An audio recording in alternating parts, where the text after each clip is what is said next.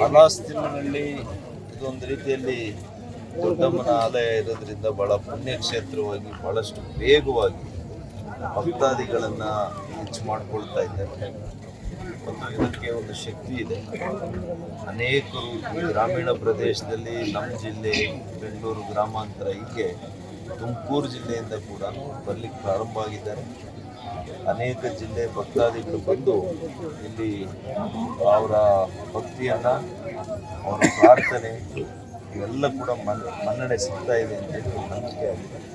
ಹಾಗಾಗಿ ಈ ಒಂದು ವಿಶೇಷ ಜಾತ್ರೆಯಲ್ಲಿ ಸಾವಿರಾರು ಸಂಖ್ಯೆಯಲ್ಲಿ ಕಳೆದ ಒಂದು ವಾರದಿಂದ ಬರ್ತಾ ಇದ್ದಾರೆ. ಭಾನುವಾರದವರು ಕೂಡ ಈ ಜಾತ್ರೆಯನ್ನು ಇದರಲ್ಲಿ ನಾನು ಕೂಡ ಭಾಗಿಯಾಗಿ ತಾಯಿಯ ಆಶೀರ್ವಾದವನ್ನು ಈ ನಾಡಿಗೆ, ಭಾಗದ ಜನರಿಗೆ ಅವ್ರ ಮೇಲೆ ಇರಬೇಕು, ಆಶೀರ್ವಾದ ಸದಾ ಇರಬೇಕು ಅಂತೇಳಿ ಆ ತಾಯಿಯಲ್ಲಿ ಪ್ರಾರ್ಥನೆಯನ್ನು ಮಾಡ್ತಾರೆ. ಸರ್, ರಾಜ್ಯ ಸರ್ಕಾರ ಅಭಿವೃದ್ಧಿ ಮರೆತು ಅಧಿಕಾರ ಹಂಚಿಕೆಗಾಗಿ ಹೋರಾಟ ಮಾಡ್ತಾ ಇದೆ. ಈ ಬಗ್ಗೆ ಏನು ಹೇಳ್ತೀರಿ ಸರ್ ತಾವು? ನಾನೇನು ಹೇಳೋದು, ಜನ ಹೇಳ್ಬೇಕಷ್ಟೇ. ಜನ ಈಗ 23ರಲ್ಲಿ ಬಹಳ ವಿಶ್ವಾಸ ಇಟ್ಕೊಂಡಿದ್ರು. ಕಾಂಗ್ರೆಸ್ನವರ ಸುಳ್ಳು ಹೇಳಿಕೆಗಳು, ಸುಳ್ಳು ಪ್ರಚಾರ, ಸುಳ್ಳು ಆಶ್ವಾಸನೆಗಳನ್ನು ನಂಬಿ ಅವರು ಒಂದು ಅವಕಾಶ ಕೊಟ್ಟಿದ್ದಾರೆ. ಒಂದನೇ ದಿವಸದಿಂದ ಅವ್ರು ಯಾವ ರೀತಿ ಅವರು ಭ್ರಷ್ಟಾಚಾರ, ಯಾವ ರೀತಿ ಅವರು ಅಧಿಕಾರ ದುರುಪಯೋಗ, ಯಾವುದೇ ಒಂದು ರೀತಿಯ ಅಭಿವೃದ್ಧಿ ರಾಜ್ಯದಲ್ಲಿ ಕಾಣದೆ ಇವತ್ತು ರಾಜ್ಯ ಒಂದು ಆಮೇಲೆ ಕಾನೂನು ಸುವ್ಯವಸ್ಥೆ ಸಂಪೂರ್ಣ ಹಾಳಾಗಿರುವಂಥದ್ದು. ಒಂದು ಕಡೆ ಕೊಲೆಗಳು, ಇನ್ನೊಂದು ಕಡೆ ದರೋಡೆಗಳು, ಇನ್ನೊಂದು ಕಡೆ ರೇಪುಗಳು ಎಲ್ಲವೂ ಕೂಡ. ಆದರೆ ಏನೇ ಆಗಲಿ ರಾಜ್ಯದಲ್ಲಿ ಯಾವಾಗ ಮುಖ್ಯಮಂತ್ರಿ ಆಗಬೇಕು, ಯಾವಾಗ ಮುಖ್ಯಮಂತ್ರಿಯಿಂದ ಇಳಿಬೇಕು, ಯಾರನ್ನು ಮಾಡಬೇಕು, ಇದೇ ಚರ್ಚೆ. ಇದರಲ್ಲೇನೆ ತಲ್ಲೀನರಾಗಿದೆ ಈ ಸರ್ಕಾರ. ಸರ್, ಕ್ಷೇತ್ರ ಅಭಿವೃದ್ಧಿಯಿಂದ ಹಿಂದೆ ಹೋಗಿದೆ ಅಂತ ಜನ ಮಾತಾಡ್ತಾರೆ ಸರ್, ಏನು ಹೇಳ್ತಾರೆ? ನೂರಕ್ಕೆ ಈಗ ನಾನು ಏನು ಕೊನೆಯದಾಗಿ ಒಂದು 100 ಕೋಟಿ ರೂಪಾಯಿ ನಮ್ಮ ಹಿಂದಿನ ಸರ್ಕಾರದಲ್ಲಿ ಕೊಟ್ಟು ಹೋಗಿದ್ದೆ, ಅದರ ಕಾಮಗಾರಿ ಕ್ಷೇತ್ರದಲ್ಲಿ ಆಗಿದೆ ಬಿಟ್ಟರೆ ನಾನು ಏನು ತಂದು ಶಂಕುಸ್ಥಾಪನೆಗಳು, ಇವತ್ತು ಹೊಸ ಆಸ್ಪತ್ರೆ ಮಂಚೇನಹಳ್ಳಿಯಲ್ಲಿರ್ಬೋದು, ಗೌರಿಬಿದನೂರಿನಲ್ಲಿರ್ಬೋದು, ಚಿಕ್ಕಬಳ್ಳಾಪುರದಲ್ಲಿ ಆಸ್ಪತ್ರೆ, ಅಲ್ಲಿ 3 PHCಗಳು, ಹೀಗೆ ಪ್ರತಿಯೊಂದು ಬಿಲ್ಡಿಂಗ್ಸು ನಾನು ಏನು ಮಾಡಿಟ್ಟು ಹೋಗಿದೆ. ಈಗ ಬರೀ ಉದ್ಘಾಟನೆಗೆ ಅಷ್ಟೇ ಇವರು ಹೋಗ್ತಾ ಇದ್ದಾರೆ, ಅಷ್ಟಕ್ಕೆ ಸೀಮಿತ ಆಗಿದ್ದಾರೆ.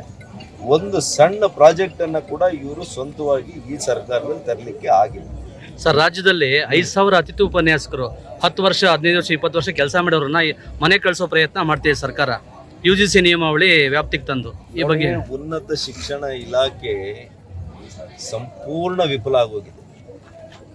ಈ ಕಡೆ ಗೆಸ್ಟ್ ಲೆಕ್ಚರರ್ಸ್ಗೂ ನ್ಯಾಯ ಕೊಡ್ತಾ ಇಲ್ಲ, ಒಂದೇ ಒಂದು ಕೆಲಸ ಮಾಡ್ತಾ ಇದ್ದಾರೆ.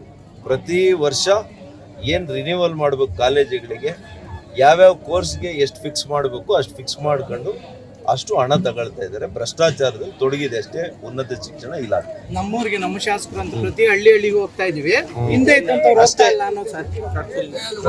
ಪಾಪ ಅವರು ಹೊಸದಾಗಿ ಹಳ್ಳಿ ನೋಡ್ತಾ ಇದ್ದಾರೆ. ಆ ಹಳ್ಳಿಯ ಮಣ್ಣನ್ನ ಒಂದ್ಸಲಿ ಅವರು ಆಲಿಸ್ಕೊಳ್ಳಿ. ನಾನು ಅನೇಕ ವರ್ಷಗಳಿಂದ ಒಂದೊಂದು ಹಳ್ಳಿಗೆ ಅನೇಕ ಬಾರಿ ಹೋಗಿದ್ದೀನಿ. ಜಿಲ್ಲಾ ಪಂಚಾಯತಿ, ತಾಲೂಕ್ ಪಂಚಾಯತಿ ಚುನಾವಣೆ ಬರ್ತಾ ಇದೆ. MP ಚುನಾವಣೆಯಲ್ಲಿ ಕಪಾಳಕ್ಕೆ ಹಾಕಿದ್ದಾರೆ. ಒಂದೇ ವರ್ಷದಲ್ಲಿ 36,000 ಪದಗಳು ವಿರುದ್ಧವಾಗಿ ಹೋಗಿದೆ ಅಂತೇಳಿ ರಾತ್ರೋರಾತ್ರಿ ಭಯ ಬಿದ್ದು ಕೆಲಸ ಮಾಡ್ತಾ ಇದ್ದಾರೆ. ಹೃದಯದಿಂದ ಅವ್ರೇನು ಕೆಲಸ ಮಾಡ್ತಾರೆ. ಜಿಲ್ಲಾ ಪಂಚಾಯತ್ ಅವರು ಹುಟ್ಟದಾಗಿಂದ ಕೂಡ ಇಲ್ಲಿವರೆಗೂ ನಟನೆನೇ ಅವರ ಕೌಶಲ್ಯ.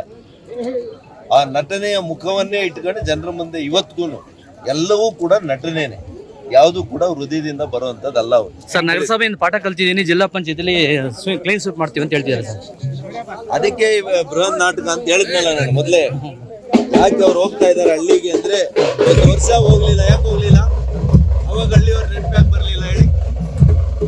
36,000 ಜನ ಯಾವಾಗ ವಿರುದ್ಧವಾಗಿ ಓಟ್ ಹಾಕಿದ್ರು ಅವಾಗ ಪ್ರಾರಂಭ ಮಾಡೋದು. ಹಳ್ಳಿಗೆ ಹೋಗ್ಬೇಕಪ್ಪ, ಇಲ್ಲ